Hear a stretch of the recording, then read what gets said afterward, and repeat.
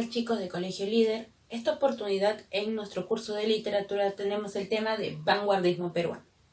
Muy bien, el contexto del vanguardismo va a ser casi a la par del vanguardismo europeo. Estamos hablando del término de la Primera Guerra Mundial. Las profundas luchas sociales que se van a dar dentro de los diferentes países, las luchas por las 8 horas de trabajo, ¿no es cierto?, por la buena remuneración, entre otros. En nuestro país se va a establecer el llamado socialismo a través del Partido Comunista y del APRA, con Haya de la Torre. Muy bien, entre las características más importantes del vanguardismo, el primero es el rechazo a lo tradicional.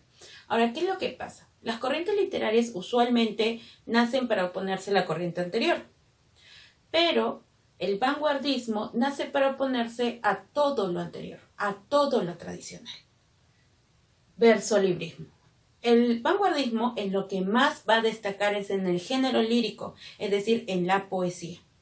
En la poesía utiliza el versolibrismo, que quiere decir romper con la métrica, romper con la rima, se da la originalidad por parte del escritor. Además, el uso de nuevas terminologías. En nuestro país va a darse el uso de nuevas terminologías. ¿Qué quiere decir esto? Van a crearse nuevas palabras. Luego nos dice que hay una preocupación por los problemas sociales, principalmente a través de la narrativa, sobre las diferencias sociales, sobre el abuso hacia el obrero, ¿no es cierto?, la explotación en las minas, etc. Ahora, un dato importante en nuestro país es que el vanguardismo inicia con la publicación de Trilce. Esta obra de César Vallejo da inicio al vanguardismo en nuestro país. Muy bien, las vertientes que vamos a ver son la vanguardia social, ¿no es cierto?, en la cual hay grandes preocupaciones sociales y humanas. Va a tener como uno de los ejemplos a seguir a González Prada, ¿no es cierto?, porque recordemos que él fue el el precursor del indigenismo y estaba hablando sobre los abusos en contra de los indígenas. Entonces el problema social va a ser uno de los temas principales de esta vertiente. Y el máximo representante es César Vallejo, que vamos a hablar después. Tenemos ahora lo que viene a ser una vanguardia purista, ¿no? Esta vanguardia purista utiliza la manifestación de la vida subconsciente. ¿Qué quiere decir? Que utiliza mucho lo que es la imaginación. Una poética que no sea tan profunda en mensaje como lo es la vertiente social, sino que enriquezca en la forma, en cómo es la estructura del poema. Y uno de los ejemplos a seguir, así como en la vertiente social fue González Prada, en la vertiente purista va a ser José María Eguren. Eguren es representante del simbolismo, ¿no es cierto? El simbolismo lo que hace es prácticamente sugerir, crear, ¿no es cierto?, nuevas imágenes a través de los colores, los símbolos que vamos a encontrar dentro de los poemas. Eso es lo que hace la poesía purista. Muy bien, entonces tenemos entre los representantes, vamos a agruparlos en dos, que primero tenemos la vanguardia eugueriana, ¿no? La de Eguren, la vanguardia purista. Muy bien, los representantes de aquí van a ser primero Carlos Oquendo de Amat. Carlos Oquendo de Amat es uno de nuestros más grandes representantes del vanguardismo en nuestro país. Él tiene influencia del cubismo. Recordemos que el cubismo básicamente lo que ve son las formas geométricas, ¿no es cierto? Si hablamos del arte, Picasso es uno de sus más grandes representantes. Entonces el cubismo ve el aspecto de las formas. Tenemos aquí el uso de caligramas. ¿Qué son los caligramas? Son poemas con formas. Vas a escribir un poema sobre un ave, la forma de un ave. Vas a escribir el poema sobre un sol, la forma del sol. Esos son los caligramas. Eran muy importantes y muy estando a la vanguardia, ¿no? Muy innovadores en ese tiempo. Y también elementos cinematográficos. ¿Qué quiere decir? Elementos como el cine, como las películas, ¿no es cierto? Esos aspectos todavía, él los colocaba dentro de sus poemas. Su más grande poema es 5 metros de poema, que literalmente tiene casi 5 metros. Este tipo acordeón, tú puedes abrir este poemario y se abre, ¿no es cierto? Algunos dicen que lo llaman como si fuera una fruta pelada. O sea, vas, ¿no es cierto? La fruta lo vas pelando y sacas la cáscara. Igualito es 5 metros de poema. Vas girándolo y se va abriendo. Muy bien, otro gran representante representante es Emilio Adolfo Westphalen. Westphalen tiene influencia del surrealismo. Recordemos que el surrealismo es el mundo de los sueños. Entonces, este aspecto del inconsciente, ¿no es cierto?, de pensamientos profundos, van a tener influencia dentro de la escritura de Emilio Adolfo Westphalen. Se declaró heredero directo de Göring por el mundo de los sueños. Recordemos que Göring, ¿qué es lo que hacía? Creaba mundos nuevos, ¿no es cierto?, castillos, princesas, el mundo infantil. Él también, pero no tan infantil como José María Göring, pero sí en el aspecto de la ensoñación. Gestor de revistas, es decir, que él va a ser como un tipo de editor, va a tratar de propagar estas revistas con estas nuevas innovaciones de la poesía, las revistas La Morada y Amaro. Uno de sus más grandes poemarios viene a ser Las Ínsulas Extrañas, donde vemos este mundo de ensoñación que él crea, ¿no? Ínsulas son como islas que él va a crear de mundos, ¿no es cierto?, que salen de su creación.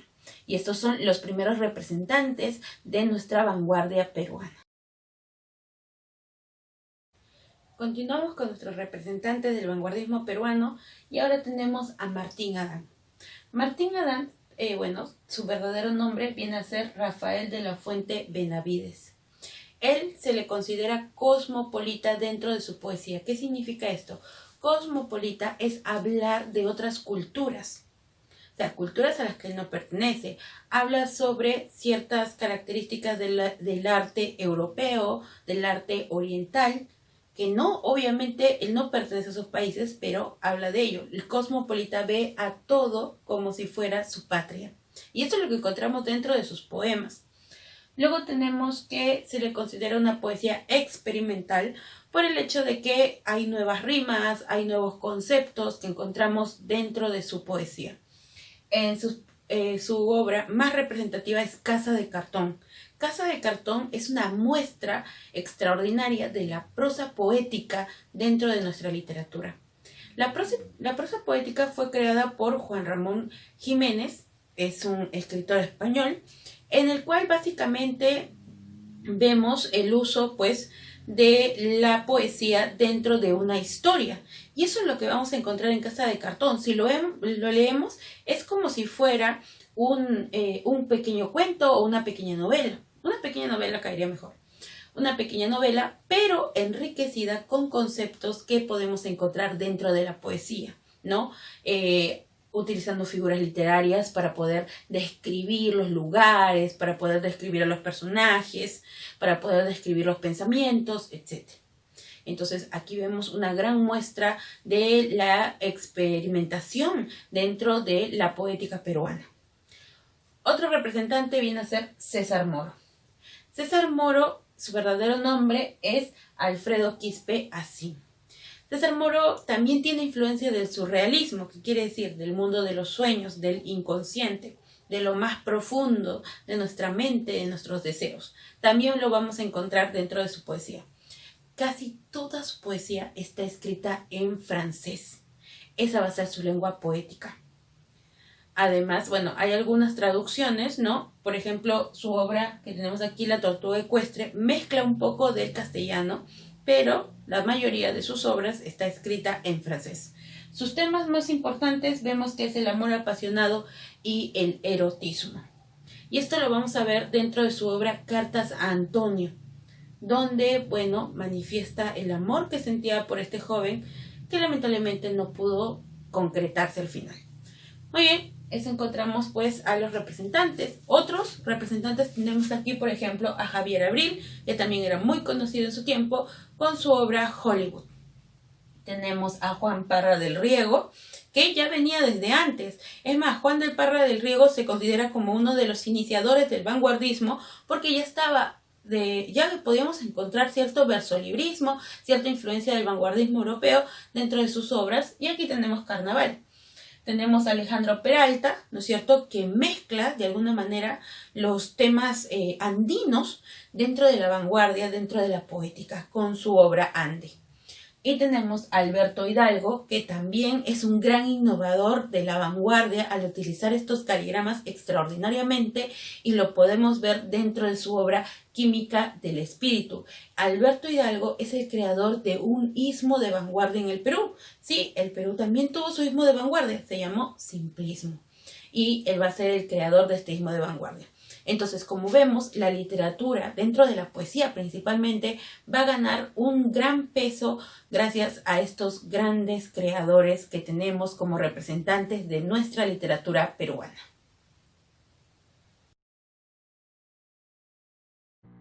Muy bien, chicos, vamos a continuar ahora con nuestras preguntas sobre el vanguardismo peruano. Y vamos con nuestras preguntas de rumbo a la universidad. Yo voy a resolver los números impares y ustedes los números pares.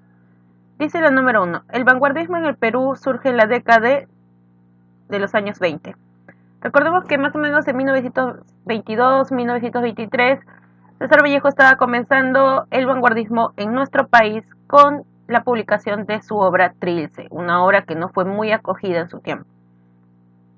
3. Con respecto al vanguardismo, elija la afirmación correcta. 1. ¿Se opone al romanticismo? No. Recordemos que el vanguardismo se opone a todo lo tradicional, no a una corriente en específica.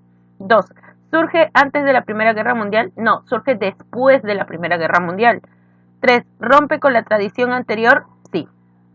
Solamente 3. Esa es nuestra respuesta correcta.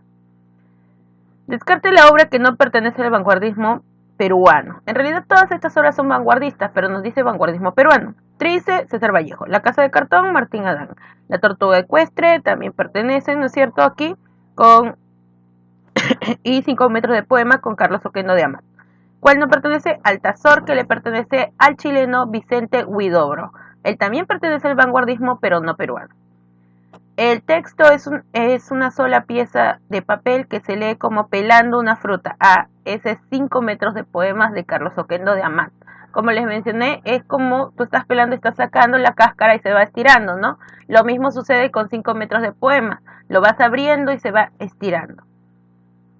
El vanguardismo peruano se inaugura con la publicación, como estábamos mencionando, la publicación de la obra Trilce de César Vallejo. Es por eso que es un poeta muy importante para nuestra literatura.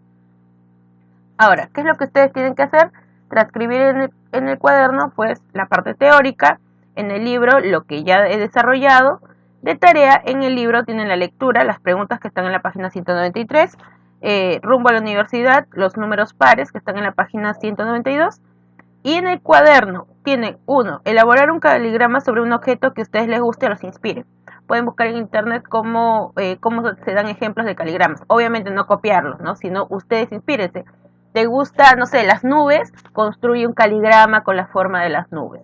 ¿Te gusta los días de verano? Construye un caligrama con la forma del sol. Pero obviamente inspirándote tú mismo.